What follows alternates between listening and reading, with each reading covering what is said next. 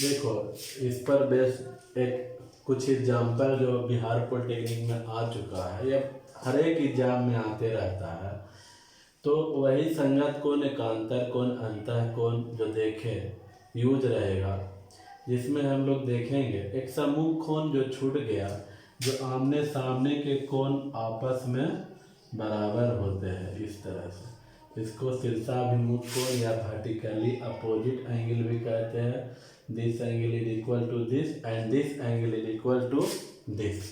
तो यहाँ पर हम देखेंगे जैसे इस चित्र में x का ये एंगल BOC निकालना है कि क्या होगा। तो इसको निकालने के लिए या तो इसको आगे संरचना कंस्ट्रक्शन आगे इस तरह से बढ़ा देते हैं तो आसानी से आ जाएंगे। देखो ऐसे अगर बढ़ाते हैं इसमें तो हम देखते हैं कि इसको भी थोड़ा सा इस तरह से बढ़ा दिया जाए और ऐसे बढ़ा दिया जाए तो अभी लग रहा है कि नहीं, ये कोण इस कोण के एकांतर कोण है, क्योंकि ये दो रेखा आपस में क्या है, समांतर है। तो ये जब 120 तो ये भी कितना 120, तो ये 120 तो ये कितना 60 डिग्री, क्योंकि एक ही रेखा पर बना कोण कितने डिग्री 180 डिग्री। अब जब ये 60 तो ये कितना, ये तो 120 डिग्री, तो ये तो संभव नहीं है। ठीक है, इसलिए इसको थोड़ा सा और बढ़ा लेते हैं, मान ले 80 डिग्री कर लेते हैं तो ये कितना डिग्री हो जाएगा 100 डिग्री। ठीक है, पहले वाला हटा लिए, अब मान लिया 80 से ही बनाएंगे सवाल को, तो इस 100 तो एक ही रेखा पर बना कोण ये 80 है तो ये कितना हो जाएगा 100।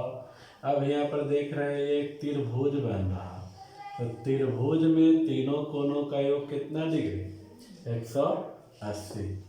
180 में 160 सब्ट्रैक्ट कर देंगे तो ये कितना आ जाएगा 20 डिग्री। इस तरह से इसमें क्या देखेंगे 20 डिग्री अंतर हो जाएगा। आगे हम देखेंगे इस तरह से नेक्स्ट ईयर 2017 में आया था, यहाँ पर कह रहा है कि AB समांतर CD समांतर EF है।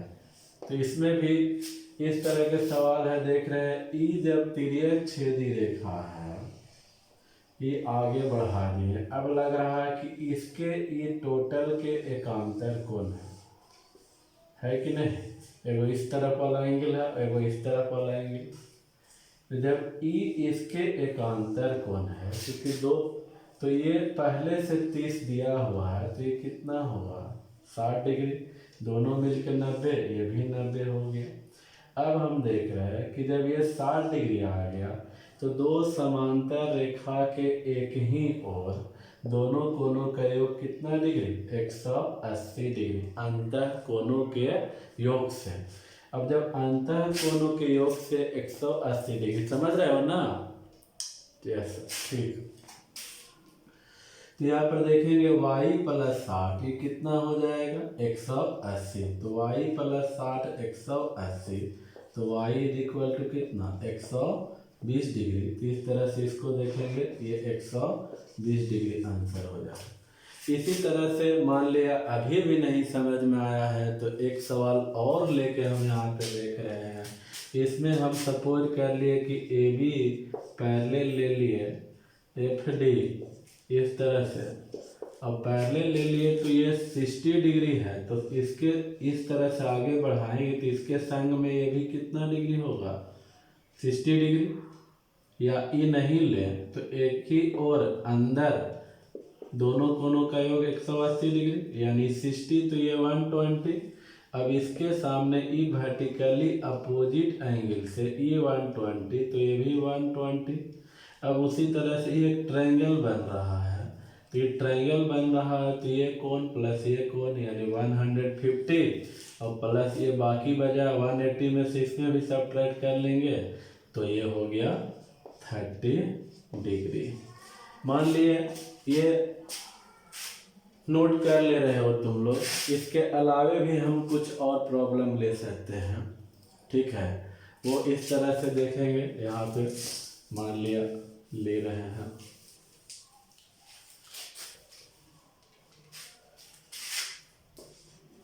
नेक्स्ट प्रॉब्लम इस तरह से दे देगा कि दो समांतर रेखा AB और CD है जो O पर इंटरसेक्ट करते हैं। ये अल्फा एंगल बनाता है, ये बीटा एंगल और ये गामा एंगल। तो कहेगा कि what is the relation between alpha beta and gamma.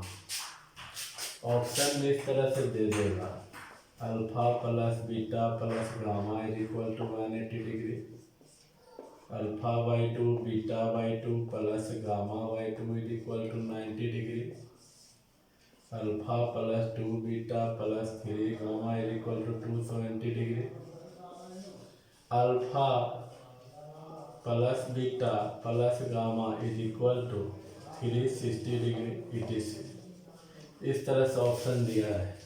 तो ऐसे सवाल में भी यहाँ पर ये पैरेलल लाइन ले चुके थे कि ये भी पैरेलल CD है और आगे जाकर के इस तरह से वो पॉइंट पर मिलते हैं कि यहाँ पे प्रतिच्छेदी बिंदु पर गामा कोण बनाते हैं। तो अल्फा बीटा गामा में क्या संबंध होगा। तो जब ये समांतर है इसका एक ऐसी स्थिति में एक रचना ले लेते हैं तो आसानी से बनता है सवाल। रचना वो चीज़ लिया जाता है जो प्रूव करना नहीं है। यहाँ पर हम ऐसा रचना ले सकते हैं कंस्ट्रक्शन जो AB के समांतर है, PQ मान ले लिए तो सीधा सा बात है कि ये पूरा गामा है और ये गामा कोण को बराबर भागों में बांटती है। ऐसा रचना ले PQ रेखा। तो E अगर गामा है तो इतना हो जाएगा गामा बाई 2। अब सोचो कि इस तरह से ऐसे है एक कोण और ये कोण दोनों मिलकर के एक ही और अंदर में है तो दोनों मिलकर 180 होगा। तो इस तरह से E आधा गामा ऊपर हो गया और आधा गामा नीचे हो गया। यहाँ पर भी अंतः कोण बना रहा क्योंकि ये समांतर है इस तरह से। तो ये कोण और ये कोण बीटा और गामा बाई 2 हो गया। तो इस तरह से हम देखेंगे अल्फा प्लस गामा बाई 2 बराबर 180 डिग्री एवं beta plus gamma by 2 is equal to 180 degree. तो यहाँ पर देख रहे हैं alpha plus beta half gamma half यानी फुल गामा 180 यानी 360। इस तरह से देख रहे हैं ऑप्शन कौन होगा डी।